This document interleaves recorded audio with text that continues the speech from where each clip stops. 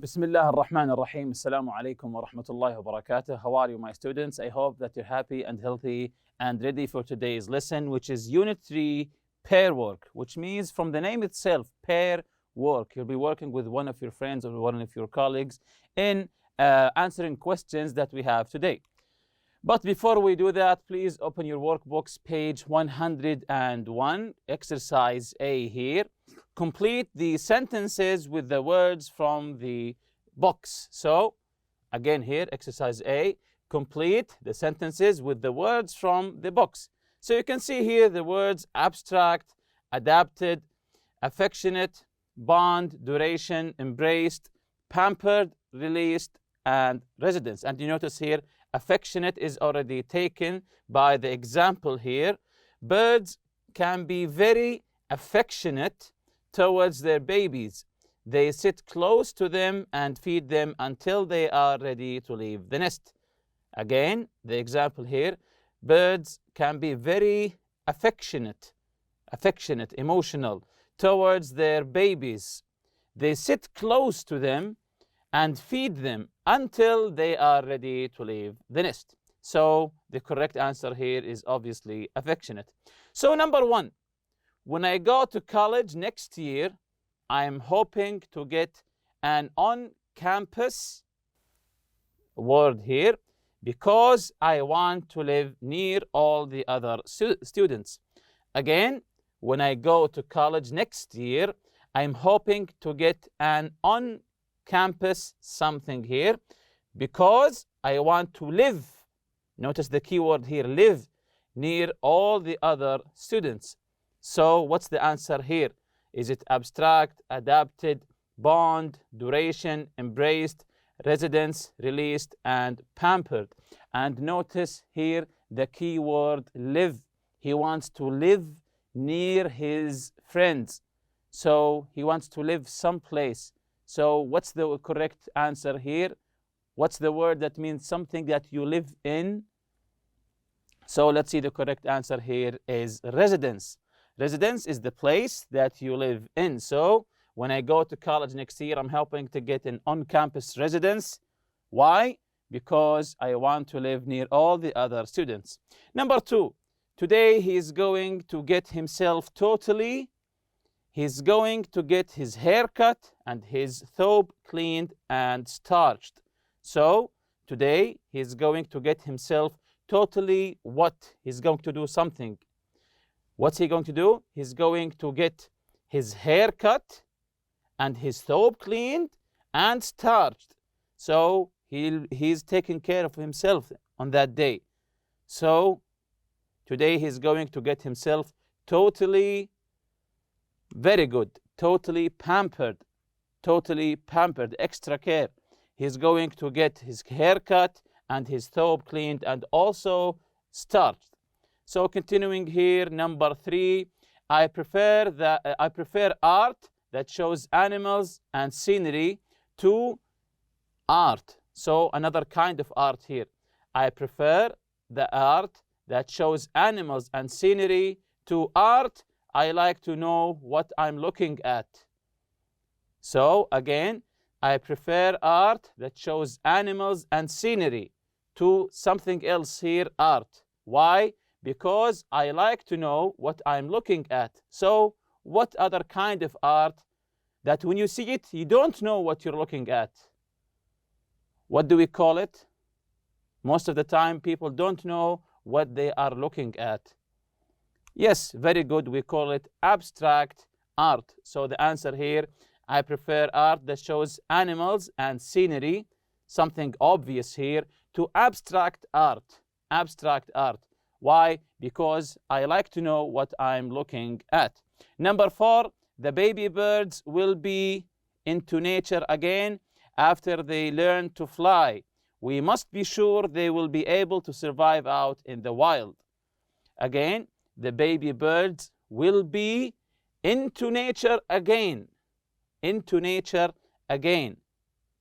So what will happen to the baby birds? Again, the baby birds will be into nature again after they learn to fly. We must be sure they will be able to survive out in the wild. So what will happen to the baby birds? The answer is released. They will be released into nature again. Very good. Number 5, I was so happy to see my brother that I him when I got home from vacation. I was so happy to see my brother that so he did something to his brother here, him. When I got home from vacation, what did he do to his brother? He was so happy. He didn't see his brother for a long time. So when he first saw him, what did he do? Yes, very good. He embraced him. I was so happy to see my brother that I embraced him when I got home. Number 6, many people from very strong with their pets. Again, many people form a very strong with their pets. So they form very strong what with their pets? Yes, very good. A very strong bond. Many people form a very strong bond with their pets. Number 7 here, my sister had to have surgery last week, even though the surgery was only 20 minutes. So this is the key word here to help you answer. This is time, 20 minutes. It seemed like a really long time.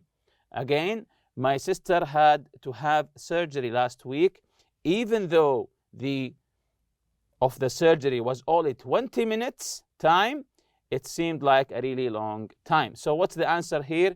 What's a word here related to time? Yes, very good. It's the word duration. The word duration. So my sister had to have the surgery last week, even though the duration of the surgery was only just 20 minutes. It seemed like a really long time. Last one here, number 8. We will to living in a new house. So they moved to a new house. They are living in a new house. My father was worried that it would be difficult for us to adjust to the new place. Again, we will to living in the new house. So what did they do well when they moved to the new house? When you move to a new place, what do? Yes, you adapt. We adapted well. We adapted well to living in a new house. My father was worried that it would be difficult for us to adjust to the new place. So the correct answer is adapt. Adapt means to get used to something new. To get used to something new. This is what it means to adapt. Adapt, it means to get used to something new. When you go to a new place, when you go to college, you adapt. You try to get used to this new atmosphere, let's say. So continuing here with exercise B, page 101. Answer the questions. When do you usually embrace someone? So you can answer the questions with whatever you like. So there's no wrong or right answer. So when do you usually embrace someone? Like hugging someone. When do you usually embrace someone? Yes, maybe when you haven't seen someone for a long time and then you see him, because you miss him, of course, you go and embrace him and hug him.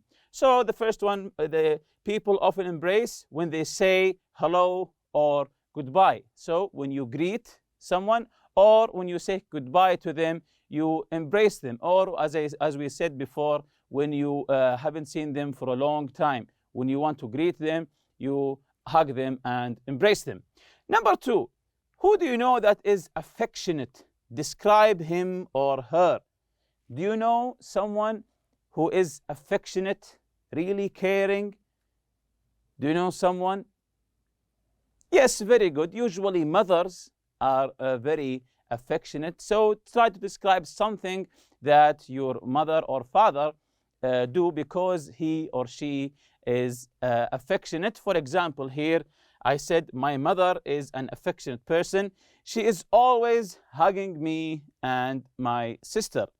Again, my mother is an affectionate person. My mother is an affectionate person. She is always hugging me and my sister. Number 3, do you like abstract art? Why or why not? Abstract art, when you see a painting, art that is abstract, you can't tell what is in the drawing. Sometimes you see just an eye or a nose in a different shape than that we usually see. So do you like abstract art? Of course, this is according to your own preference. There's no right or wrong answer. This is your own opinion. For me, I don't like abstract art because I want, when I see a painting, when I see an art, I want to know what I'm looking at. So I said here, I don't like abstract art because I often don't understand what the picture is about. When you look at a painting from as an abstract art, sometimes you don't know what you are looking at. You don't understand what's the message, let's say, in the picture. So that's why I don't like it, because when I look at a picture, I want to understand, I want to know what I'm looking at. Number 4, describe your current residence. Your current residence. Do you remember the meaning of residence?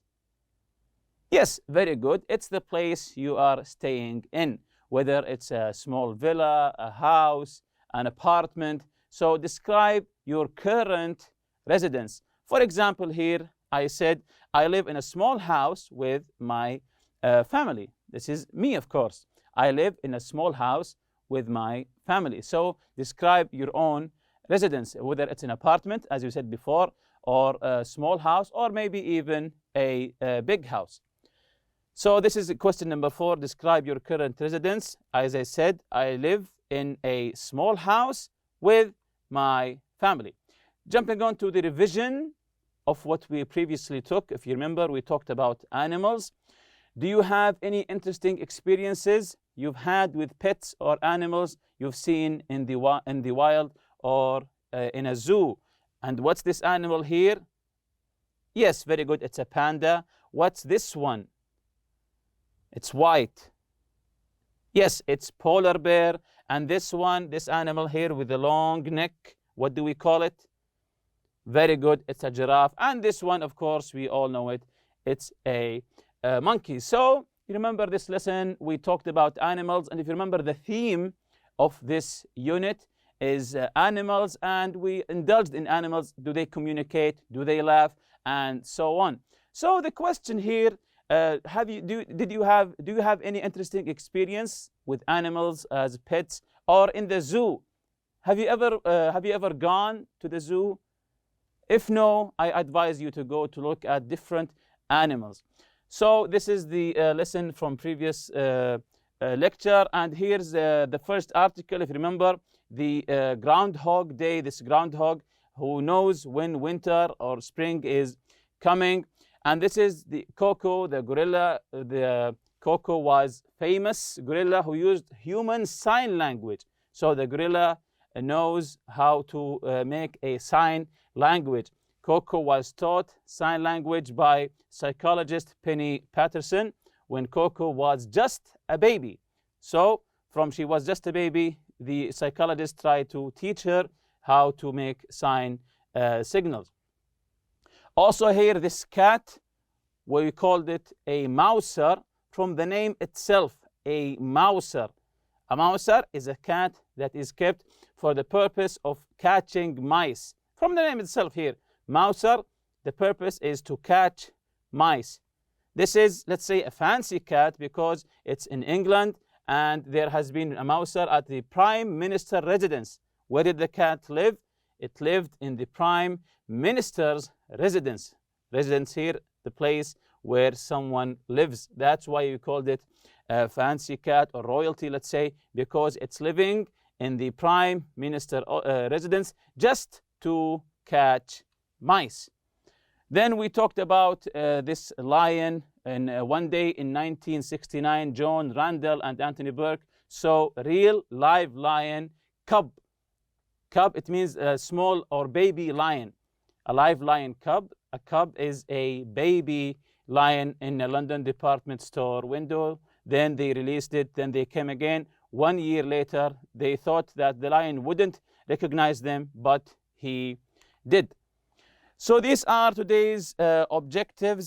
Write a paragraph about an animal. So you're going to write a paragraph with the help of your colleague, of course, about an animal. Describe the animal and its behavior. So this is the pair work here. Let's say write a paragraph about an animal you know. So an animal you know. Describe the animal and its behavior. What does it do? Describe the animal and its behavior, but don't say what kind of animal it is. Keep it a secret. Don't say, is it a horse? Is it a lion? Is it a cat? Don't say what kind of animal it is. Exchange paragraphs with a partner. Guess what kind of animal your partner's paragraph is about. So just write a paragraph, maybe 4 or 5 or 6 lines about an animal you know and its behavior. Try to describe him and his behavior or her behavior without saying which animal is it. Then try to then give the paragraph to your friend, and also he will give you his paragraph, and then try to figure out what is this animal. For example, when he say, then I rode my animal. So now you know it's not a cat, for example, because you can't ride a cat. So maybe it's maybe it's a horse, or maybe something else. Maybe when he say, I carried the animal. I carried the animal with my hands. So you know it's not a lion or a horse because you can't carry them. So maybe it's a cat, or maybe a chicken, or something else. So this is the pair work here. Again, write a paragraph about an animal you know. Describe the animal and its behavior, but don't say what kind of animal it is. Exchange paragraphs with a partner. Guess what kind of animal your partner's paragraph is about. Here's a language builder for you. A word is described as concrete when it refers to a specific physical object that can be seen, heard, or touched, such as book, because book, you can touch a book. Chair, song, you can hear a song. Or star, you can see a star. So we describe a word as concrete when you can see it, you can hear it, you can feel it, and so on. Abstract words describe concepts and ideas, something you can't hear or touch, such as love. You can't see love, you can't hear love.